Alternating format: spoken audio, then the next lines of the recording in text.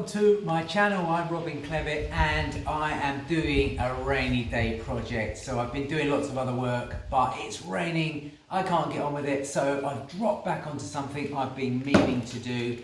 I've got here a couple of nice big bits of Cedar of Lebanon. It's a really nice timber and I'm actually making the breakfast bar which goes on the end of my island unit around my kitchen. So I was down the mill and I found a couple of really nice big slabs and they're fairly dry. The moisture content isn't bad, enough to be able to join them together and not worry too much about them. So the first job I had to do was reduce them in size. Now they are thick, 80 odd millimeters, just over 3 inches. And I've had to get out one of my old beasts. It's one of my roof construction saws prior to battery saws. And it's a C92, it's from Hitachi, now Hikoki. And I've put a freshish blade in it because this stuff's fairly unforgiving. And the way to use it and make a really nice straight cut is effectively make a rail saw out of it. So I'm going to cut the end of this board off here. And I know the distance from the side of the tooth to the outside of the fence. I've got a line where I'm going to cut, or roughly cut, I'm going to plane these up afterwards, and it's 40 millimeters, which is around about 1 inch and 5/8, I would say. So what I'm going to do is just position that there to my line. Okay, get that about right. I'm going to clamp that on, and then I'm going to cut through. It's going to be a little on the noisy side because these tools were the reason why, look at that rocking around, that shows how not very flat this board is. These tools are the reason why you always see me with ear defenders.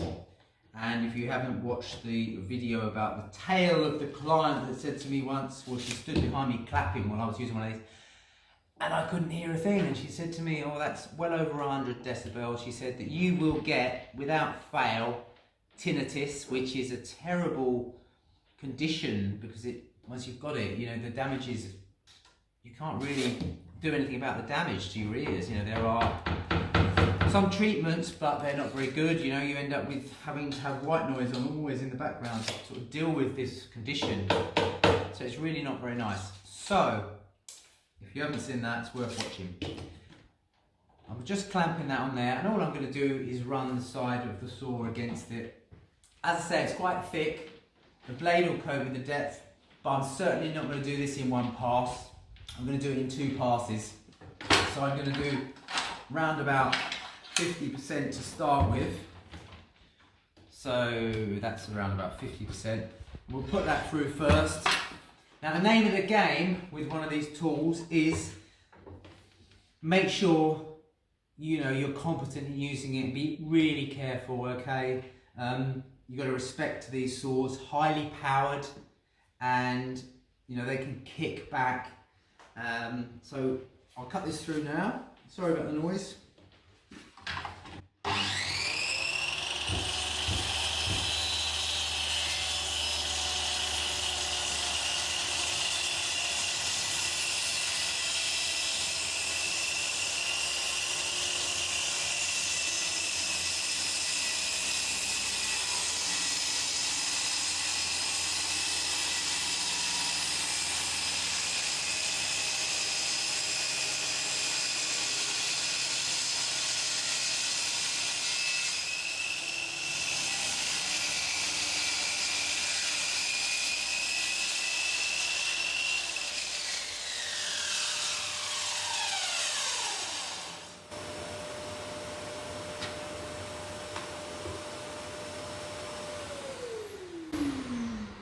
So I let the motor run right down, held the saw in that position before I took it out. Now I'm cutting through to the back.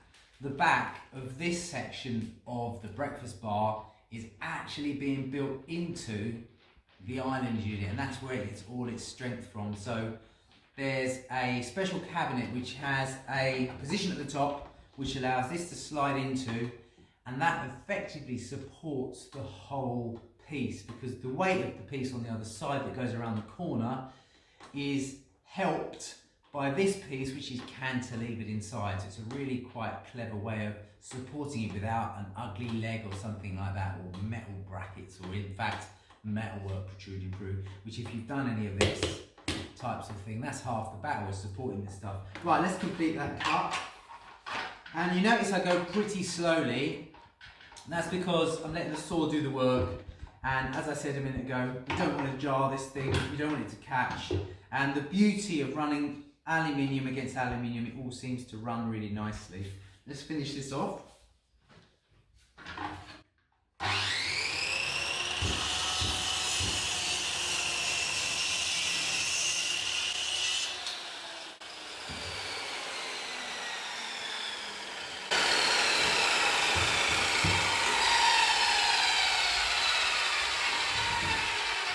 And as you can see, there's no burning, and it's given me a really nice clean cut.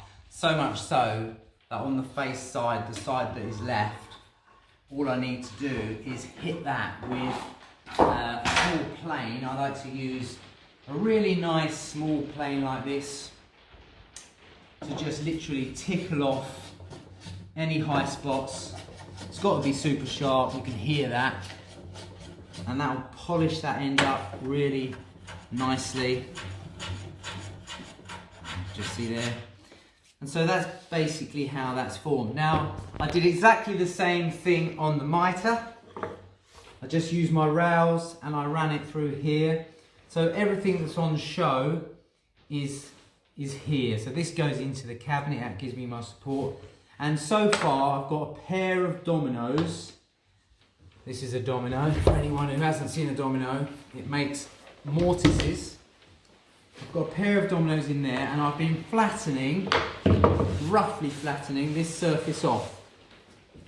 I started with an electric plane, something like this, and where these are all over the place, I just started to flatten it off, take the fat out of it, and then using a really nice smoothing plane, this is a number 5, I'm basically then just tickling the surface off with the aim to get it flat here to enable me to run back across the top here. So the object is, I want to make sure that this joint becomes as flat as I can get it before I hit it with a sander. So that's basically the way we've been breaking this out. Here is the opposite side of one of the miters. You can see how nice and crisp the cut is. And by using a decent quality circular saw, heavy circular saw, a nice straight piece of aluminium, or even your rails, you could use your rails from your rail saw, you're going to get a really nice true cut. Now I need to make sure that I get this mitre today glued and cramped up. So I can't cramp across here, so what I'm going to be doing is fixing a couple of rails on the underside, and I've got it suspended here, and I can get all the dominoes positioned and then cramp it up from underneath with really good quality wood glue and let that go off, and that can sit up here now until I sand it all flat. So I hope you enjoyed that, and thanks very much for watching the channel. Keep checking back. I'm doing all kinds of stuff at the moment, and sorry about the filming. Sometimes I do stuff myself. I'm lucky enough I've got a mate here today who's holding the camera. So I'll see you all soon.